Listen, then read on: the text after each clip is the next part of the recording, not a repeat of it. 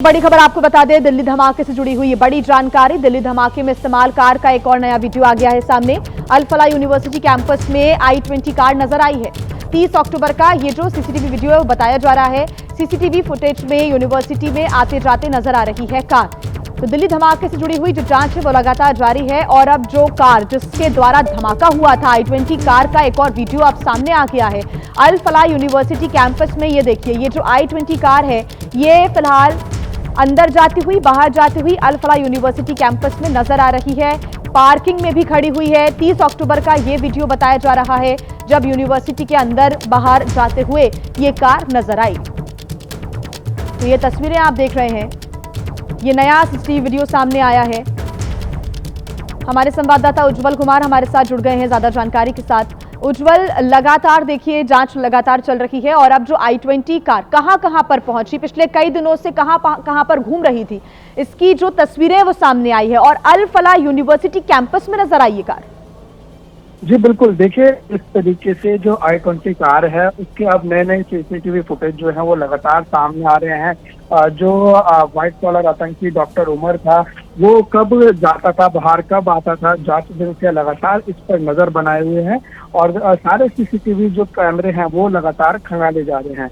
अगर आप कल की भी बात करेंगे तो कल भी जो है वो एनआईए की टीम अल फलाह यूनिवर्सिटी पहुंची थी। इसके साथ साथ वहाँ पर लखनऊ पुलिस थी और इसके साथ ही जो है वो मौज थाने की फरीदाबाद के वहाँ पे जो लोकल टीम थी वो भी मौजूद थी। तो जो लगातार जांच का दायरा है वो बढ़ रहा है। आसपास के सीसीटीवी कैमरे जो है वो खंगाले जा रहे हैं। इसी कड़ी में एक नया जो सीसीटीवी फुटेज है वो सामने आया है और ये 30 अक्टूबर का है। इसमें साफ तौर पर दिख रहा है कि जो सफेद रंग के i20 कार जिसका इस्तेमाल दिल्ली धमाके के लिए जो सामने धमाका हुआ था उसके लिए हुआ था, वही जो i20 कार है लगातार कैंपस से निकल रही है, कैंपस में फिर वापस एंटर हो रही है। तो यानी कुल मिला के अगर आप देखेंगे तो जांच बढ़ रही है और इस i20 के बारे में लगातार जो है और जानकारी निकाली जा रही है। नए नए सीसीटीवी फुटेज आ रहा है। कल भी एक सीसीटीवी फुटेज आया था वहाँ पर डॉक्टर उमर फरीदाबाद के एक मोबाइल शॉप की दुकान पे बैठा हुआ था और साफ तौर पे वो बैठा हुआ दिखाई दे रहा था और उसके अंदर वो दिख रहा है कि 2 फोन वो उसके पास है और एक फोन उसमें। बिल्कुल, जांच का जो दायरा है वो लगातार बढ़ता जा रहा है उज्जवल, और अब ये नया फुटेज आया है सामने, इससे जरूर जांच मदद मिल सकेगी और क्या खुलासे होते हैं इस पर हमारी नजर आएगी। फिलहाल शुक्रिया तमाम जानकारी के लिए। और आइए अब खबरें विस्तार से आपको दिखा देते हैं। सबसे पहले बात करेंगे जम्मू कश्मीर की, जहां के बडगाम इलाके में एक डंपर और कार की टक्कर हो गई जिसमें 5 लोगों की मौत की जानकारी मिल रही है। यह हादसा बडगाम रिंग रोड पर हुआ। दोनों वाहनों की रफ्तार तेज होने की वजह से आमने सामने की भीषण टक्कर हो गई। हादसा इतना ज्यादा भयंकर था कि दोनों वाहन पूरी तरह से यहां पर क्षतिग्रस्त नजर आ रहे हैं। ये तस्वीरें आप देख रहे हैं। मौके पर पहुंचे स्थानीय लोग और पुलिस ने लोगों का रेस्क्यू किया, उन्हें कार से सुरक्षित बाहर निकालने की कोशिश की। वीडियो में आप देख सकते हैं कि हादसा कितना जोरदार था, जबरदस्त था। 3 लोगों की मौके पर ही मौत हो गई जबकि 2 ने अस्पताल में इलाज के दौरान दम तोड़ दिया। फिलहाल पुलिस ने मामला दर्ज कर लिया है और जांच पड़ताल कर रही है, लेकिन आप गाड़ियों की स्थिति को देखकर समझ सकते हैं कि जो कार और डंपर की आमने सामने की टक्कर हुई है कितनी भीषण हुई होगी, जिसकी वजह से 5 लोगों की मौत की जानकारी मिल रही है। माफ कीजिएगा, 3 लोगों की मौत की जानकारी मिल रही है जबकि 2 लोगों ने अस्पताल में इलाज के दौरान दम तोड़ दिया। तो 5 लोगों की कुल मिलाकर इस हादसे में मौत हो गई। जितने लोग गाड़ी में सवार थे सभी को बाहर निकालने का प्रयास किया गया, लेकिन किसी को भी बचाया नहीं जा सका क्योंकि सभी कार के अंदर फंसे हुए थे। ये भीषण टक्कर हुई, दर्दनाक सड़क हादसा हुआ जिसमें दर्दनाक मौत 5 लोगों की हो गई। बडगाम ये इलाका है जहां पर कार और डंपर की भयंकर टक्कर हुई। कार के परखच्चे उड़ गए, आगे का पूरा हिस्सा दबा हुआ क्षतिग्रस्त नजर आ रहा है और यहाँ से लोगों को बाहर निकालना, जो यात्री इस कार में सवार थे उनको बाहर निकालना एक चुनौती था, लेकिन जैसे तैसे कर यहाँ पर लोगों को बाहर निकाला गया, अस्पताल पहुंचाया गया। 3 लोगों की मौके पर मौत होगी जबकि 2 का अस्पताल में इलाज के दौरान उनकी मौत की जानकारी मिल रही है।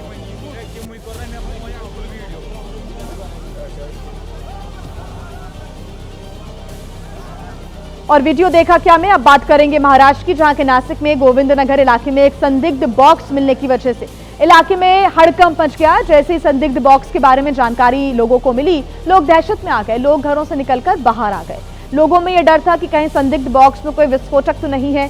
तुरंत ही संदिग्ध बॉक्स की जो खबर है वो यहाँ पर पुलिस को दी गई। जिसके बाद घटना के बाद बम निरोधक दस्ता और डॉग स्क्वाड की टीम मौके पर पहुंची और इस बक्से की जांच की गई तो बक्से में पटाखे निकले, जिससे आसपास के इलाके में लोगों ने राहत की सांस जरूर ली। दरअसल दिल्ली धमाके के बाद लोगों में एक डर का माहौल जरूर है और यही डर नासिक के लोगों में भी उस वक्त देखने को मिला जब उन्हें ये संदिग्ध बक्सा सामने नजर आया। हालांकि ये बॉक्स किसने यहां पर रखा है, इस बात की जानकारी नहीं मिली है।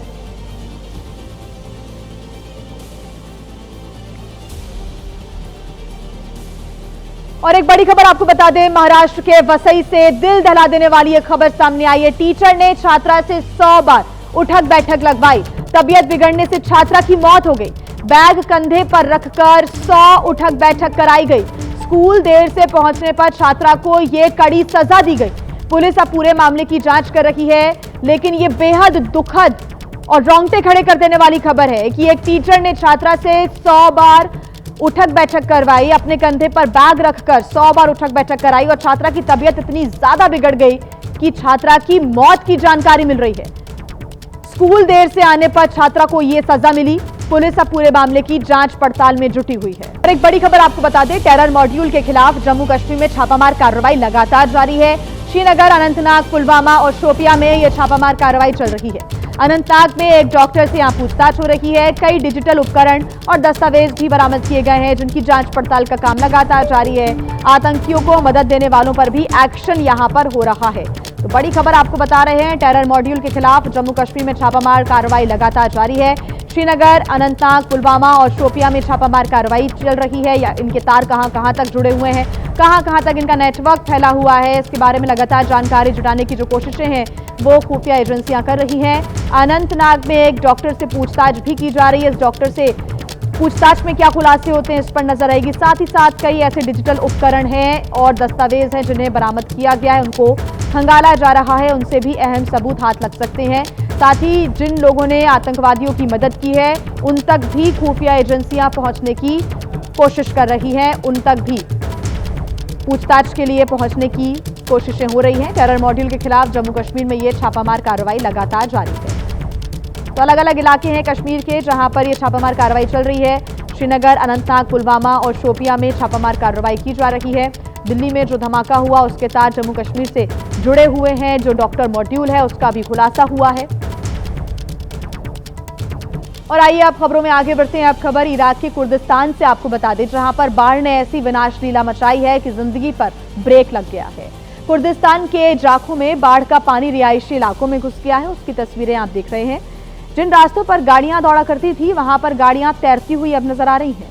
पानी की रफ्तार इतनी तेज थी कि अपने साथ सड़कों तक को बहा कर ले गई है। तस्वीरों में आप देख सकते हैं कि सड़कों पर नदी बह रही है।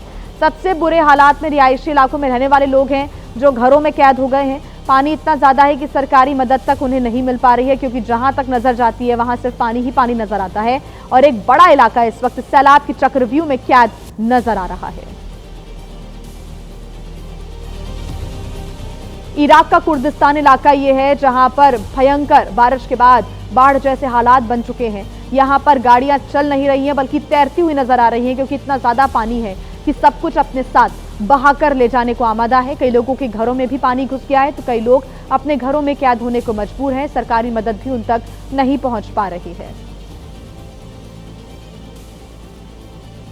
और आइए अब खबरों में आगे बढ़ते हैं। दिल्ली ब्लास्ट की जांच में 39 सीसीटीवी तस्वीरों ने आरोपी उमर की i20 कार का पूरा खूनी सफर उजागर कर दिया है। पहली बार कार के देखे जाने से लेकर यह कार ब्लास्ट वाले समय तक कहां पर गई है, इसका कच्चा चिट्ठा खुल गया है।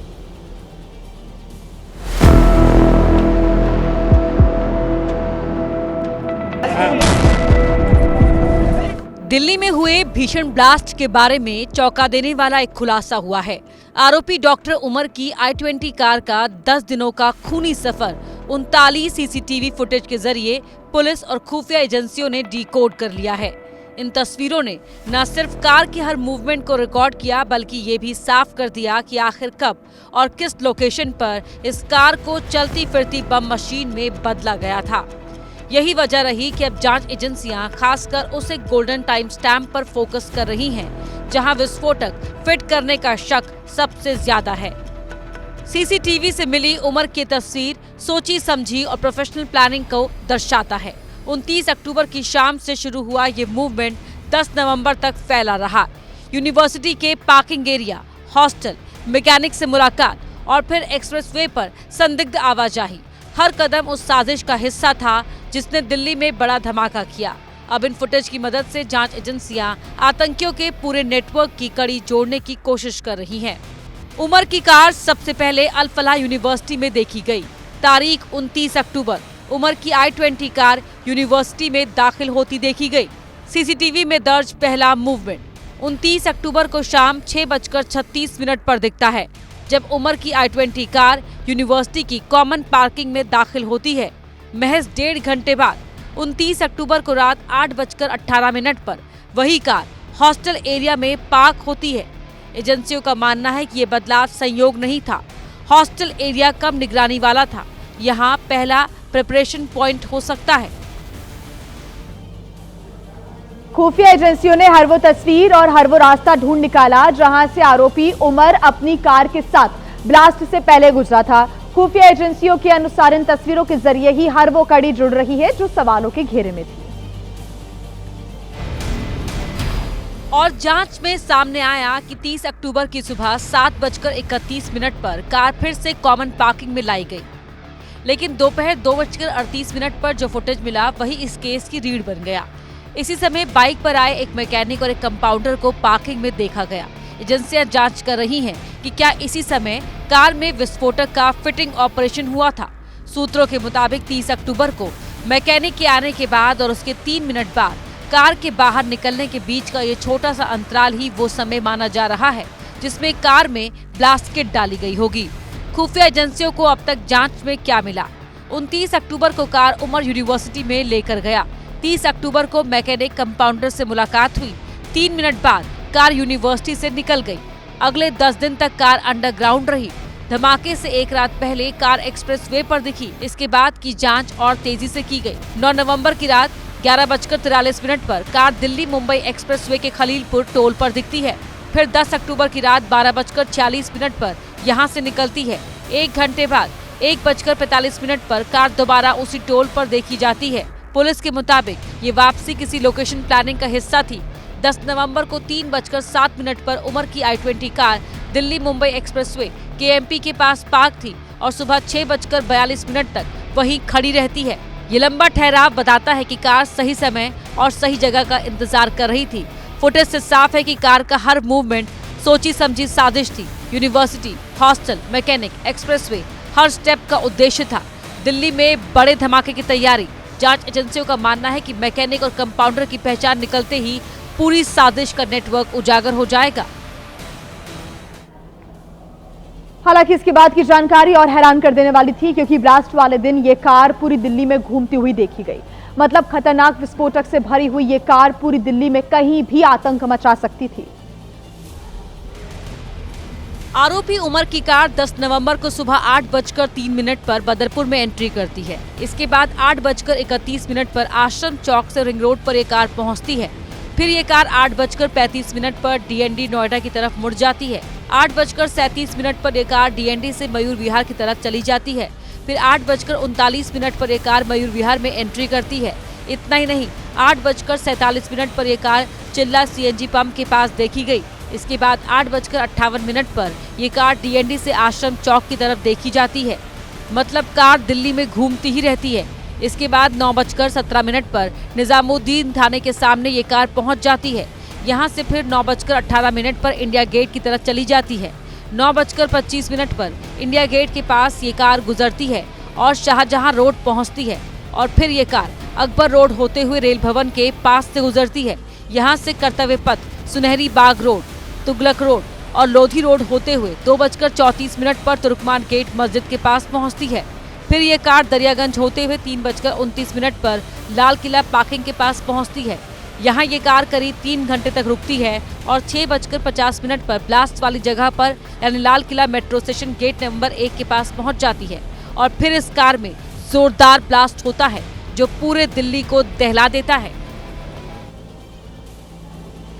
गांव की समस्याओं पर बहस हुई तो दारोगा ने एनकाउंटर की धमकी दे डाली। जी हां, मामला मध्य प्रदेश के पन्ना जिले से सामने आया है। यहां पर सरपंच के पति और दारोगा के बीच बहस हो गई थी। थाना प्रभारी की धमकी के बाद ग्रामीण थाने पहुंचकर प्रदर्शन करते नजर आए।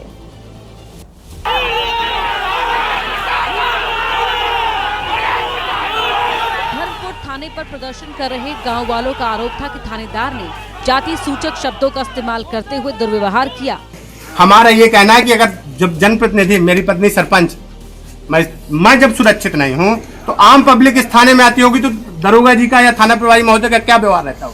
थाना प्रभारी के दुर्व्यवहार की शिकायत एसपी से की गई। इधर ग्रामीणों के आक्रोश को देखते हुए पन्ना की कई जगहों से बड़ी संख्या में पुलिस बल भेजा गया। वरिष्ठ अधिकारी भी मौके पर पहुंचे। गांव वालों ने थाना प्रभारी अनिल राजपूत के खिलाफ कार्रवाई की मांग की है।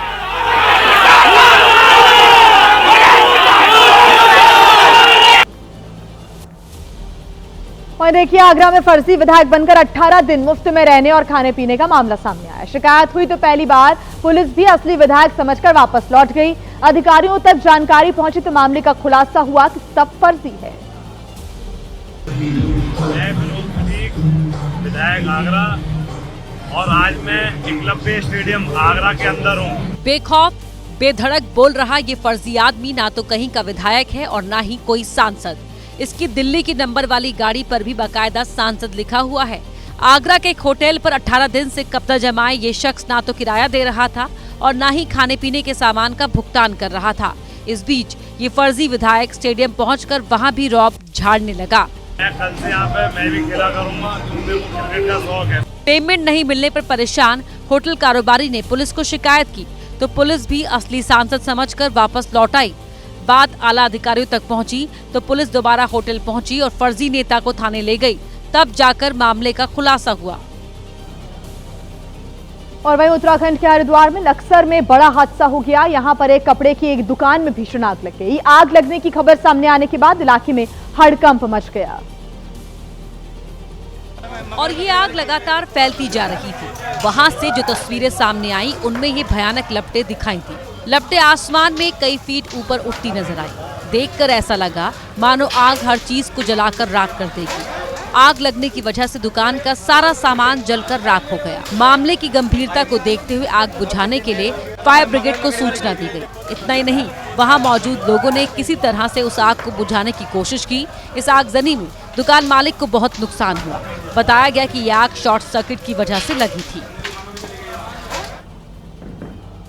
उत्तर प्रदेश के सोनभद्र में खदान के अंदर एक बड़ा हादसा हो गया। ड्रिलिंग के दौरान खदान से मलबा दरकने लगा जिसमें कई मजदूर दब गए।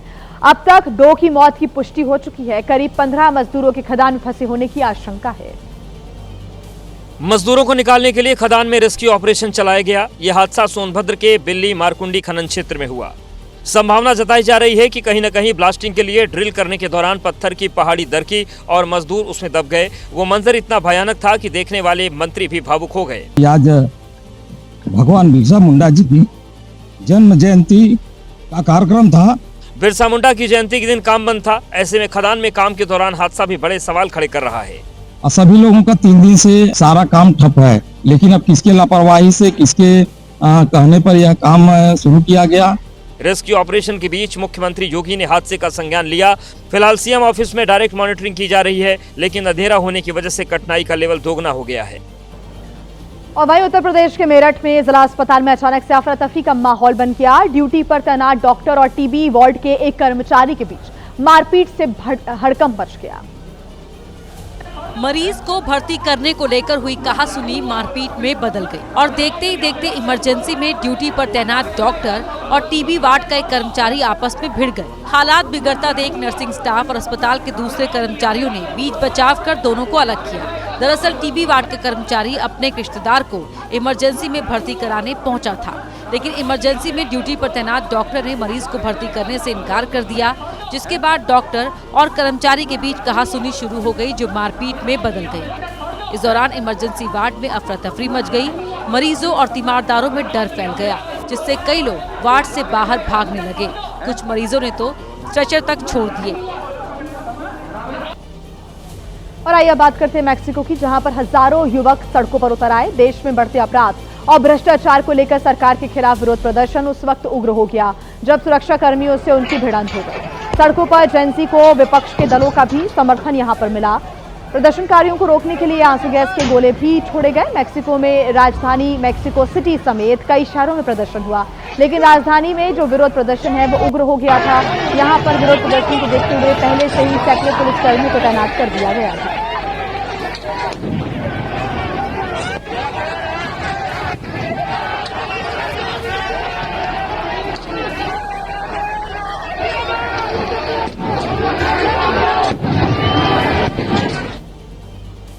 और आइए अब खबरों में आगे बढ़ते हैं। उत्तराखंड के अल्मोड़ा के जंगलों में लगी भीषण आग ने जमकर तबाही मचाई है। ये आग धार की तूनी जंगल में लगी थी, जिस पर काबू पाने के लिए फायर ब्रिगेड के कई कर्मचारियों ने एड़ी चोटी का तक जोर लगा दिया। लेकिन जंगल में धधकती आग को अब तक बुझाया नहीं जा सका, क्योंकि हवा की वजह से आग बेहद तेजी से फैल गई, जिसने देखते ही देखते जंगल के एक बहुत बड़े हिस्से को अपनी चपेट में ले लिया। आग से जलते जंगल और काले धुएं का गुबार कई किलोमीटर दूर तक नजर आया। जंगल में लगी आग को बुझाने के लिए फायर ब्रिगेड के कर्मचारियों ने मोर्चा संभाल लिया और आग पर पानी की बौछार करते नजर आए, लेकिन ये आग लगातार फैलती जा रही थी। ये आग रिहायशी इलाके के बेहद करीब पहुंच गई। ये आग अल्मोड़ा के धार की तूनी जंगल में लगी, जो देखते ही देखते काफी विकराल हो गई। इसीलिए आग पर काबू पाने की हर मुमकिन कोशिश की गई। बताया गया कि जंगलों में आग लगने की वजह से हवा की गुणवत्ता भी बेहद खराब हो गई है। वहीं यूपी के बिजनौर में दहशत का दूसरा नाम बन चुकी खतरनाक बाघिन आखिरकार पकड़ में आ ही गई। बाघिन को पकड़ने के लिए 15 दिन लगातार कोशिशें की गई। जैसे ही वन विभाग की टीम ने बाघिन को पकड़ा, लोगों ने राहत की सांस ली। ये बाघिन पिछले 15 दिनों से रिहायशी इलाके के आसपास कई बार देखी गई, जिससे लोगों में हर वक्त डर समाया रहता था। जैसे ही बाघिन को पकड़ा गया, लोगों ने खुशियां मनानी शुरू कर दी। पिंजरे में कैद बाघिन को देखने के लिए भारी भीड़ इकट्ठा हो गई। आबादी वाले इलाके में बाघिन की मौजूदगी की जानकारी 15 दिन पहले मिली थी। तभी से वन विभाग की टीम ने उसे पकड़ने के लिए जाल बिछाया। यहाँ तक कि ड्रोन का भी सहारा लिया गया, लेकिन हर बार ये चकमा देकर जंगल में छिप जाया करती थी। आखिरकार वन विभाग की टीम ने जंगल में ही डेरा डाल लिया और थर्मल ड्रोन से लगातार ट्रेस किया गया। इस बार जैसे ही ये मादा बाघ रिहायशी इलाके की तरफ आगे बढ़ी, वन विभाग के एक्सपर्ट ने उसे ट्रैंकुलाइज कर दिया। बाघिन को ट्रैंकुलाइज कर पिंजरे में कैद किया गया। बाघिन की उम्र 3 से 4 साल है और उसे अमानगढ़ टाइगर रिजर्व के वन चौकी पर ले जाया गया, जहां से उसे टाइगर रिजर्व में छोड़ने की तैयारी है। बड़ी खबर आपको बता दें, उत्तर प्रदेश के गोरखपुर में भीषण आग लगी है। बैंक्वेट हॉल और रेस्टोरेंट में ये आग भड़कती हुई नजर आई। आग में झुलसकर एक व्यक्ति की मौत की जानकारी मिल रही है। 4 मंजिला बैंक्वेट हॉल में आग से हड़कंप मच गया। ये तस्वीरें भी आप देख रहे हैं। Water veg restaurant banquet hall में यह भीषण आग लगी। तारामंडल रोड नौका विहार के पास है बैंक्वेट हॉल। शॉर्ट सर्किट की वजह से आग लगने की आशंका जताई जा रही है, लेकिन पूरा का पूरा जो रेस्टोरेंट है, होटल है, पूरा बैंक्वेट हॉल इस वक्त आग की चपेट में घिरा हुआ नजर आ रहा है। हालांकि फायर ब्रिगेड ने वक्त रहते आग पर काबू पाने की कोशिश की, लेकिन ये आग इतनी ज्यादा विकराल थी, कड़ी मशक्कत यहां पर करनी पड़ी, तब जाकर आग पर काबू पाया जा सका। लेकिन यहां पर जो सारा सामान है वो जलकर खाक हो गया। बड़े नुकसान की आशंका है। बताया जा रहा है कि शॉर्ट सर्किट की वजह से ये आग लगी थी। हालांकि मामले की जांच की जाएगी, उसके बाद देखना होगा कि क्या खुलासा होता है। 4 मंजिला लेकिन ये बैंक्वेट हॉल और पूरी का पूरा यहाँ पर ये जो बिल्डिंग है वो आग की लपटों से घिरी हुई नजर आई। उत्तर प्रदेश के गोरखपुर में बैंक्वेट हॉल और रेस्टोरेंट में भीषण आग लग गई।